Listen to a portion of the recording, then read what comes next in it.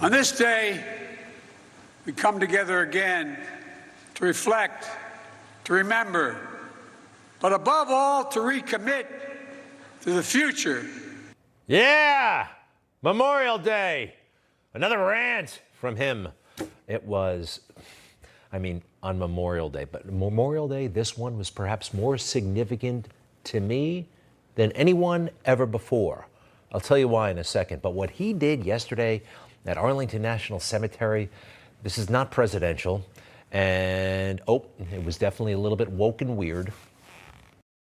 That generation of service members who died for a future grounded in freedom, democracy, equality, tolerance, opportunity, and yes, justice. We use those words all the time. Yeah, but he used a word there, and yes, justice. That's code for all kinds of things, all right? He doesn't say law and order, he says justice, restorative justice, affirmative action, apologizing for white privilege, reparations for slavery, that kind of stuff. That's what he's all about, because he wants to impress the left, and he has to. He's owned by them. He made all these promises because he's an older white male, and in their perverted world, somehow that's a bad thing.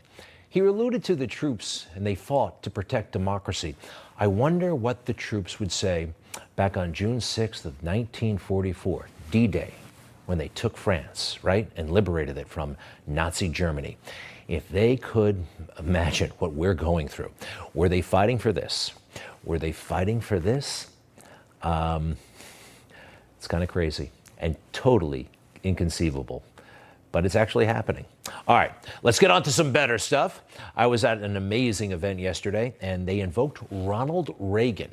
This line from Ronald Reagan, he used it throughout his presidency, but it was first uttered by him, we believe, all the way back in the 1960s and at his inaugural for first term as governor of California. You and I have lived too long with this miracle to properly be appreciative. Freedom is a fragile thing, and it's never more than one generation away from extinction. It is not ours by way of inheritance. It must be fought for and defended constantly by each generation, for it comes only once to a people. And those in world history who have known freedom and then lost it have never known it again. Now that's how a president is supposed to talk. What leadership. And he was speaking about enemies, more traditional enemies, right? Enemies overseas. Nazi Germany, something along those lines. Maybe Imperial Japan. But we were safely protected by the Pacific Ocean, somewhat, the Atlantic Ocean. Then it came to our shores, September 11th.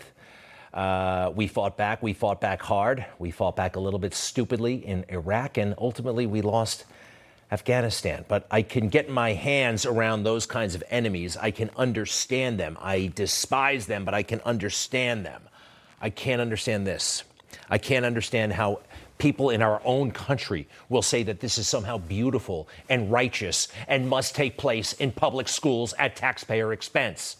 It is happening. I can't understand that people in this country would say that this is economic justice, but it's happening. It's happening. Or that riots where police are assaulted and property is damaged is somehow considered a peaceful protest, or not having a border is somehow a policy that you can campaign for president on and tell everybody to surge the border. And that, of course, Leah Thomas is a champion female swimmer. This is dangerous stuff, and it's coming from within. Now, we have to, as a country, I believe, and we're not doing it as a country because a lot of people don't agree with us. They think everything I just showed is absolutely wonderful, but it's not. And this is why yesterday was so important. It was the first Memorial Day I ever went to a ceremony with my 3-year-old daughter, Annalise. And I thought about, well, what's in store for her? I can protect her now, but pretty soon, teachers, television, technology, smartphones, politicians, celebrities, you name it, all that's going to be coming at her and telling her what we just saw is somehow normal, even good, even glorious. I want to go back to those guys who hit the beach in 1944, right? Think about what they sacrificed. It's time that we start sacrificing. Each and every one of us. We don't have to do this. We don't have to risk our lives. but we have to get out there. I want to show you some heroes. Maybe you've seen them. The people who go to the school board meetings and say enough. They are heroes. That man who said, hands off my daughter at that Loudoun County school board meeting, and they tackled him and they disrespected him and they put him in handcuffs. That man's a hero. And I put him right up there with the Marines on Iwo Jima. Absolutely, absolutely. Now, for the rest of us, look, we have to get involved, and we all can.